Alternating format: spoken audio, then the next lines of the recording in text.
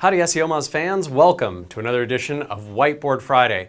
This week we're talking about mixing your viral content with your business content.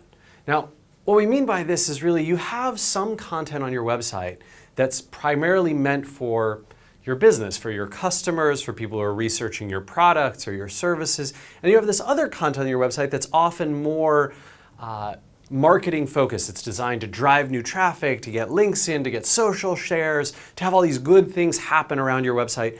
That's a big part of what content marketing and all of organic and inbound marketing is about. So I want you to imagine that you are this guy, Mr. Pest Control. Now, Mr. Pest Control has a great variety. He offers services, he has products. You can buy little bug traps from him. You can call him up and he will come to your place of business or residence and help you with your bug problems. Mr. Pest Control is a pretty awesome guy. And he has a great website, but he's trying to decide, boy, you know, I have these two kinds of content. I've got this content, in orange here, the bug catcher 3x7b, which is a phenomenal bug catcher. I just scratched that bug. Let's just scratch him again. See, we're trying to eliminate bugs. And you can see it's a square box with 4 prongs. So that must do a great job of catching bugs. My illustrations aside, this content is really designed for like, oh, I'm looking to learn about this product, like I want to see how this service works, right? It's customer focused. It's not the kind of thing that's usually going to generate a lot of links. Yeah, someone might find that page and hopefully he's done a great job of making it a very compelling page, has good pictures and images, better than the ones I've done here, good content, and so people might link to it. But what he does have is things like, oh, you know, I'm running this blog and I write about things that are interesting to me as a pest control guy, including things like top 10 cities with bad bug problems in hotels, right? And there's hotels and there's some bugs and they're invading the hotel. It's kind of adorable. My illustrations, you know, they get the point across. These two buildings don't have any windows. That's a little sad. Maybe they're, I don't know, penitentiaries or something. But in any case, like this type of content and this type of content are really two separate things. And so Mr. Pest Control might think to himself, well, I know what I'm going to do. I'm going to have 2 different websites, or I'm going to have a different design. I'll just do a WordPress installation and throw them on there. Mixing the two in smart ways is a hard thing to do, and a lot of people get it wrong. And that's why this Whiteboard Friday is here to help. So some less ideal things that you can do, some things I would really recommend or bias against. Separate subdomains or separate domains, right? So if he goes with blog.mrpest.com, let's say mrpest.com is his domain, not great. Like I would kind of tell Mr. Pest, if you can, get it over there into that subfolder. And Mr. Pest's blog, no, just out. One of the things that people do is they think to themselves, well, you know, it's important to get external links. So if I have this separate domain, I'll just build up the link authority to mrpestsblog.com, and then all I have to do is link from Mr. Pest's blog to Mr. Pest, and that'll pass all my link juice. And what they forget is that doesn't give you a whole lot of domain diversity, right? I don't want to have a situation where I've got one page, right, with lots of other, or one domain with lots of other links pointing to it, and then that's the only link to my main site. That's a terrible idea. This is not going to earn you rankings. It's not going to get you the traffic you want. Like all the good metrics and signals are going to exist on this site, not this one. That sucks. You don't want that. Same thing, same story with separate design and navigation, right? So, you know, if the orange content, which remembers our business content here, has, oh, you know, there's the left sidebar and it's got this nice bug logo across the top. But then you get to the blog and, oh, it's a different logo or different layout and different navigation style, right? And the blog content sits in here. It's really off-putting. And the problem is that people will start to feel like, oh, I like the blog, but I don't like this business content. And when they switch context between the two, either way, right? Business customers who come over and look at the blog, or blog people who come over and look at the business content, it's not compelling in a branding sort of style to suggest to them, hey, I'm in the same place, I'm on the same site, it's written with the same voice, it's the same people, I can trust it. If I enjoy the blog, I'm going to like the business content. If I like the business content, the blog might be interesting for me. You want to cross-pollinate and really have one site, not these two separate systems.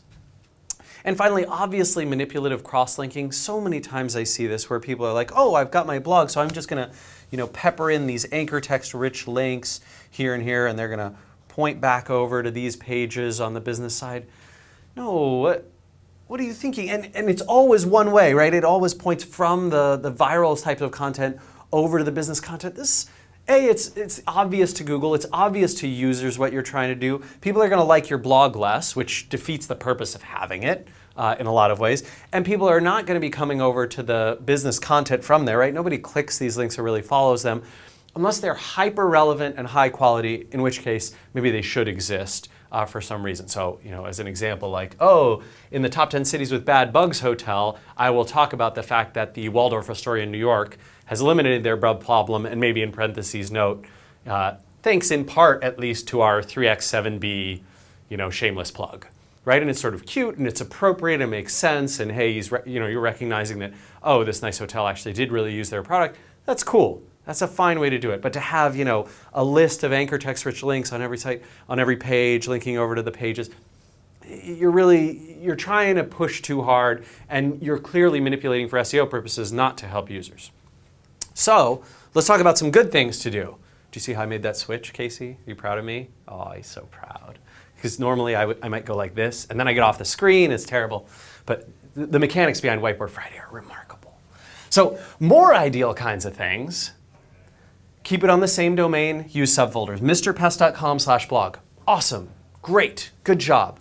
You could go with mrpest.com/articles if they're less frequent, mrpest.com/resources if you got other content, mrpest.com/marketplace, if you've got some postings that other people can submit content to, and there's different participants in that realm. Q&A, right? Whatever kinds of content you've got, it's fine. I would really recommend the subfolder. Same design with a well-integrated UI so that when I'm going across, I'm not getting this sense, as a human being, not just as a search engine, right? We're not just optimizing for search engines. Remember that search engines are trying to achieve what humans want, and so we have to make it good for humans because search engines are getting so sophisticated that it's not enough to just optimize for the crawler. Same voice. You want that brand consistency. If I feel like, man, I really, really enjoyed this article, this content in here is just phenomenal, but I went over here and read the Budcatcher 3x7b, and where was that humor? Where was that good-natured, friendly openness that I felt when I read this article? Where was on the other side, where was that sort of brilliant snarkiness that this article brings? It's nowhere in there. It's like it's completely different. Meld those two voices. This doesn't have to feel exactly like it, but it shouldn't feel like a different company wrote the two pieces of content. That's when you're going to get into branding problems and cross-brand issues. Link across intelligently. And by intelligent, I don't just mean the examples I was talking about before where, this hotel mentions the 3x7b, so I'm going to link over there. But I mean, link both ways. If this article is saying, hey, this is something used by some of the world's finest hotels, that might be a link that points over to the blog post and gets people out of the pure context of I'm just buying and shopping, but cool, they have this content that kind of engages me and entertains me and educates me. Building that trust with your audience, my God, it's so much more effective at selling whatever you're trying to sell, or capturing the email address, or improving the browse rate, getting people to look at more pages. Whatever your goal is, that consistency is going to make a big, big difference. And one of the last recommendations I've got is to not just stick to business content in blog content. Hopefully you can see down here. So the business content, right? These pages in orange and the blog content are great. But if you can actually mix it up a little bit and have some of that evergreen content as well, things like a permanent resource on, hey, this is the how-to for doing it, DIY basement elimination of bugs, or how to check for bugs in hotel rooms. Here's the step-by-step process with video or pictures, images, graphics, that kind of stuff. Those evergreen resources that sit across, that also earn inbound links, that show the search engines and show the rest of your audience, hey, it's not just the blog that's good here. They have some legitimate evergreen content, some product content, right? Hopefully you have a few things that people are really interested in. Maybe if you have some super cool new invention, or you have a video where you literally take apart a bug trap and you show people how it works, or fun stuff like this, so that people aren't just collecting and linking to one part of your site. You don't want to create that bias of we have an information site and we have a blog. even in the sense of where people go and what people link to, not just in the sense of where it's located on the domain. All right, everyone, I hope you've enjoyed this edition of Whiteboard Friday. I'm looking forward to some great comments and questions.